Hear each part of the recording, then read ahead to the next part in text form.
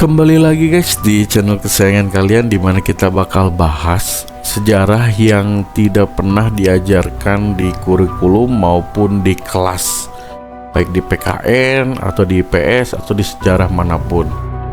Ya, saya akan mengangkat bahas yang menurut saya ini gila ya. Ya, ini gila banget karena beberapa literasi yang saya cari itu ternyata memang judulnya seperti ini. Lagu Indonesia Raya itu baru dipatenkan tahun 2007. Ini gila gak sih guys? Ya, nanti kita coba bahas kenapa dia bisa baru 2007 dipatenkan. Belum lanjut, jangan lupa like dan subscribe. Oke, kita akan mulai di fakta yang pertama. Yang pertama adalah sebenarnya lagu ini itu diciptakan oleh Wets Rudolf Supratman dengan alunan biolanya di Kongres Pemuda kedua. Ya, di Kongres Pemuda kedua juga itu keluar pertama kali dengan istilah Pancasila. Jadi memang ada dua kejadian yang terjadi di Kongres Pemuda 2 ini di 28 Oktober 1928.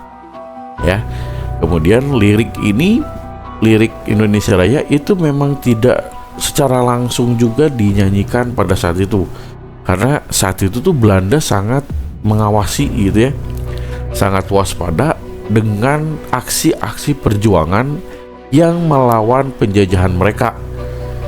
Ya, di sini masih yang penjajahannya dengan Belanda. Karena kenapa bukan Jepang?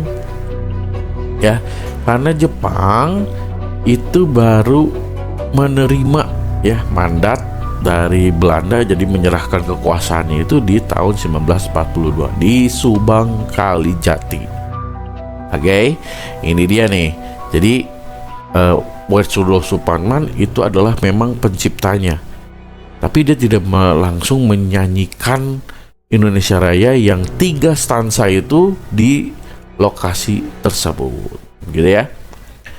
Yang kedua nih guys, jadi kata-kata merdeka yang ada di Indonesia, lagu Indonesia merdeka merdeka itu tidak pernah dinyanyikan ya pada saat awal-awal, tapi digantikan dengan bukan merdeka tapi mulialah negeriku, bangsaku, rakyatku, semuanya. Nah itu.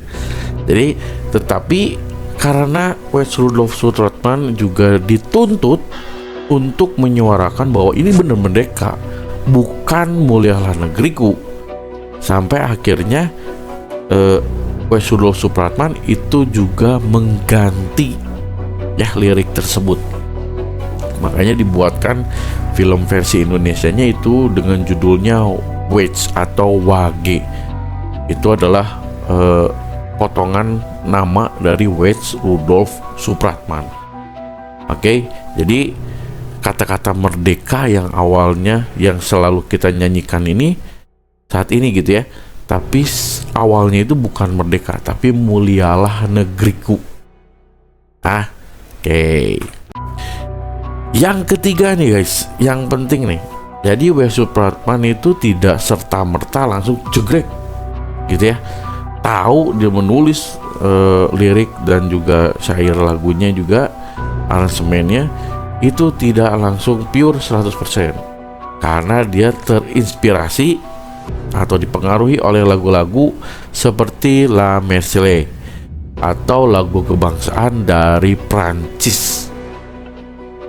Oke. Nah, lagu-lagu tersebut itu diinspirasi atau menginspirasi nada dan semangat perlawanan untuk lagu Indonesia Raya ini guys.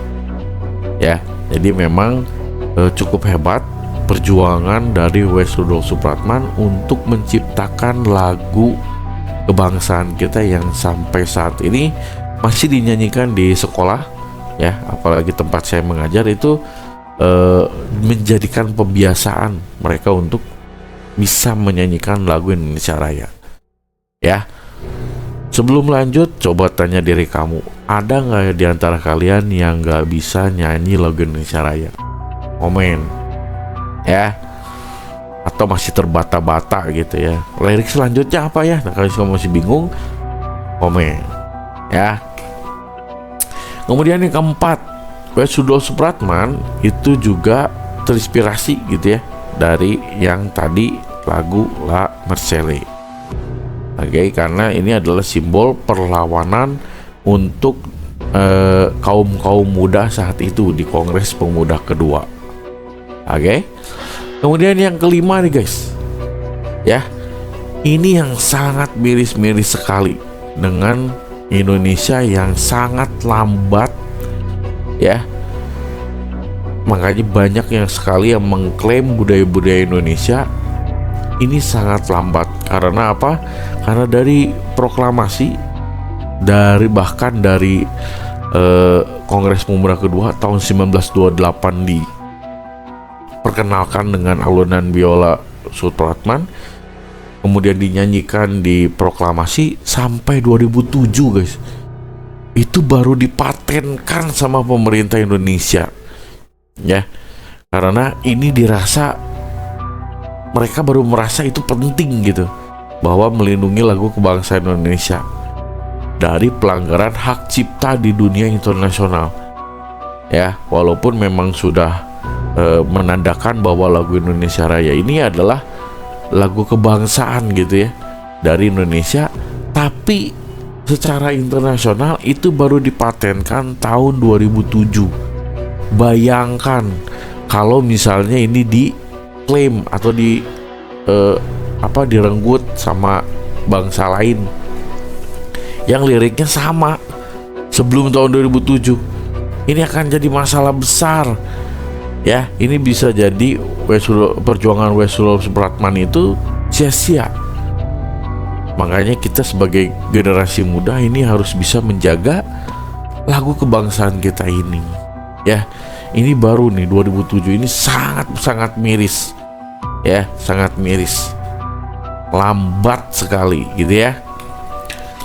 Kemudian conclusionnya, jadi lagu kebangsaan Indonesia itu diraih pasti dengan penuh perjuangan, dan juga mereka menyanyikannya pun sembunyi-sembunyi gitu ya, karena kalau ketahuan sama Belanda ini bisa diciduk, ya, bisa diproses gitu ya secara hukum.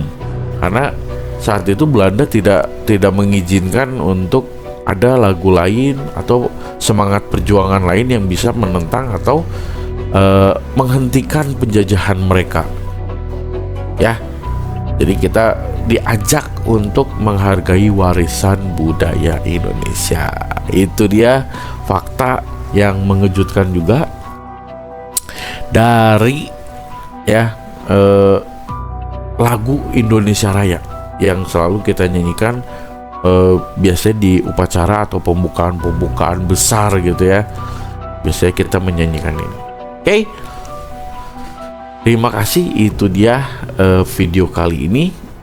Jangan lupa like dan subscribe. Sampai ketemu di video selanjutnya. Bye.